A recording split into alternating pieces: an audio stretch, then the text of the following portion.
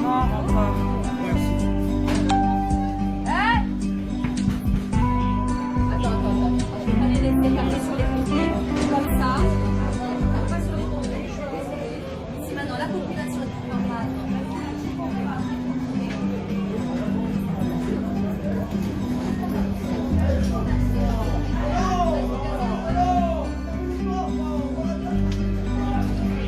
Ça va? Venez, venez.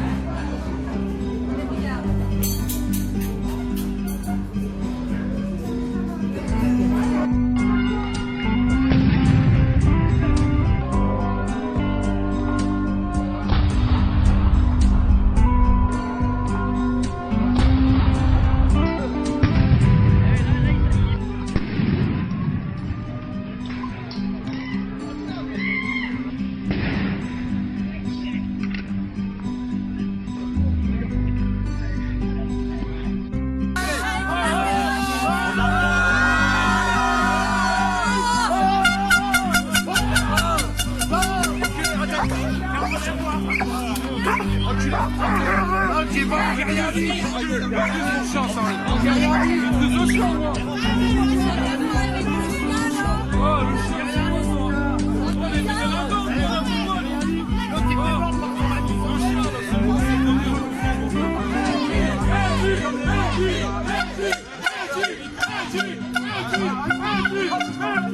Attends, vous m'avez cassé déjà. Tu vas le regretter. Sinon, ne vends pas ton chien.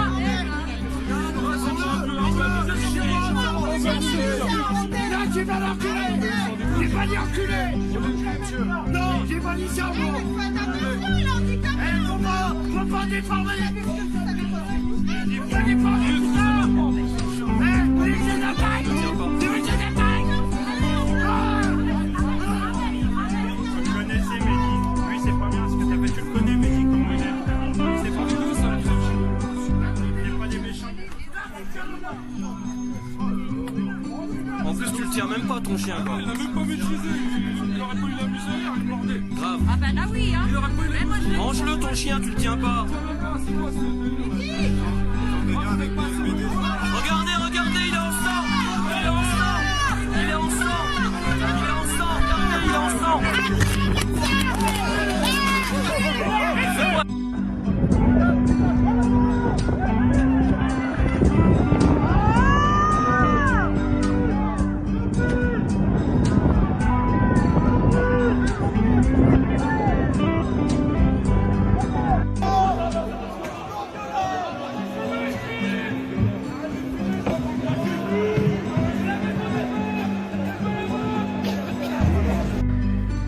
Bonsoir à tous. Ce soir, nous apprenons par le journal Le Parisien que l'assaillant de la préfecture de police de Paris hier soir était signalé par la police depuis l'affaire Charlie Hebdo. Nous avons appris par le Figaro qu'il s'était converti il y a 18 mois. Nous avons appris aussi par la presse qu'il se promenait en djellaba dans son quartier. Nous avons appris, toujours par la presse, qu'il aurait crié Allah Akbar avant de passer à l'acte. Pourtant, à 16h, hier, Christophe Castaner, devant les Français, a osé dire que l'assaillant n'avait pas présenté de difficultés comportementales et que rien n'avait été signalé. Christophe Castaner a donc menti solennellement devant les Français. Ministre de l'Intérieur, le Premier ministre, le Président de la République sont venus à la préfecture de police de Paris pour réconforter les collègues des victimes. Et aucun d'entre eux n'avait les informations qu'ont publiées au cours de la journée le Figaro, le Parisien, BFM. Ce ne sont pas des sites complotistes, ce sont des médias français qui n'ont pas l'habitude, en principe, d'inventer des choses. Cela veut dire que nous sommes face à un véritable scandale d'État. Hier, je posais des questions. Mais je m'attendais au moins à ce que le ministre puisse répondre. Rien. Il y a eu des perquisitions. Simplement, discrètement, comme s'il ne fallait rien dire aux Français, le parquet a enfin saisi le parquet antiterroriste en fin d'après-midi. Cela veut bien dire qu'on avait raison de poser des questions graves. Comment cet assaillant, signalé selon le Parisien depuis Charlie Hebdo, comment cet assaillant qui s'est converti à l'islam et qui faisait preuve de radicalisation, pouvait-il être habilité au secret défense? Comment pouvait-il être au cœur de la direction du renseignement de la préfecture de police de Paris? C'est une affaire grave. C'est une affaire grave pour deux raisons. D'abord parce que le ministre a menti aux Français et que l'objectif de ce mensonge d'État, c'était une nouvelle fois d'endormir nos concitoyens, de ne pas dire la vérité sur la gangrène de l'islamisme radical au sein même de l'appareil d'État. C'est grave aussi parce que cela veut dire que Christophe Castaner n'a aucune idée précise du péril de ce danger qui menace désormais notre pays, de ce fascisme islamiste qui s'empare de la France. Il ne s'agit pas bien évidemment de mettre dans le même bain tous les musulmans français musulmans.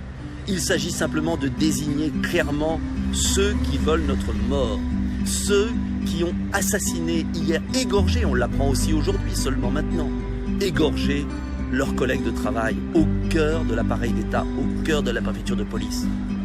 Depuis des mois, des années, j'alerte sur cet esprit de soumission, sur ce déni de réalité, sur cette politique de l'autruche qui commence dans nos quartiers difficiles face aux trafiquants de drogue, qui se poursuit face aux imams intégristes des mosquées salafistes, qui se perpétue à chaque attentat. Mais quand enfin les Français vont-ils réagir et quand le gouvernement va-t-il prendre la mesure du péril? À combien de victimes faudra-t-il pour réagir? Et la meilleure façon d'honorer la mémoire de celles et ceux qui sont morts, c'est bien d'agir, sans excès, mais d'agir pour mettre fin à cette gangrène. Alors, je vous le dis, s'il n'y avait pas eu quelques journalistes courageux, hier, à nouveau, la France aurait banalisé l'inacceptable.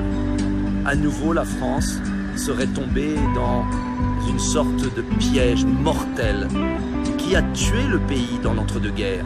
Souvenez-vous, il fallait nier le péril d'Hitler, il fallait nier le réarmement de l'Allemagne. C'est exactement la même démarche aujourd'hui. C'est exactement la même chose. C'est un péril insidieux, c'est la volonté de ne jamais voir ce qui se passe. Et encore une fois, il ne s'agit pas de perpétuer des discours de rejet. Il n'est pas question de tomber dans l'amalgame. Il s'agit simplement de voir en face la réalité des périls pour les traiter de manière républicaine, avec l'appareil d'État, avec notre justice. Vous êtes très nombreux à réagir ce soir parce que vous aviez compris ce qui s'était passé hier à Paris, mais on vous cachait la vérité. Je demande la démission de Christophe Castaner, solennellement. Ce ministre est complètement incapable ou cynique et je lui laisse le choix entre le mensonge ou l'incompétence. En tout cas, on ne peut pas continuer à avoir un ministre de l'Intérieur aussi incapable alors que notre pays affronte des périls aussi grands. À Debout la France, nous avons des propositions, 25 mesures précises que j'avais proposées moi-même au président Hollande au lendemain de Charlie Hebdo, des propositions pour permettre de lutter contre le péril et le terroriste dans le respect du cadre républicain, sans excès mais avec fermeté. Je vous renvoie sur notre site internet à ces 25 propositions car il ne s'agit pas simplement de critiquer mais de proposer. Vous êtes très nombreux à réagir, je vois les commentaires.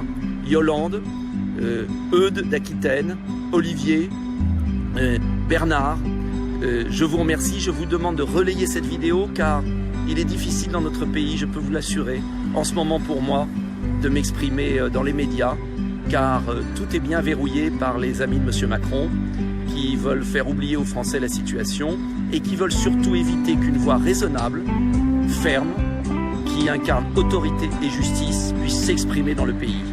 Tout est fait pour nous faire taire, mais grâce au réseau Facebook, grâce aux réseaux sociaux, je vous demande de diffuser cette vidéo que je ne peux pas diffuser à la télévision, car bien évidemment, on ne me laissera jamais dire cela dans les chaînes de télévision et sur les chaînes de télévision françaises. Merci à vous tous. Partout sur Internet, nous devons demander la démission de Christophe Castaner ce soir.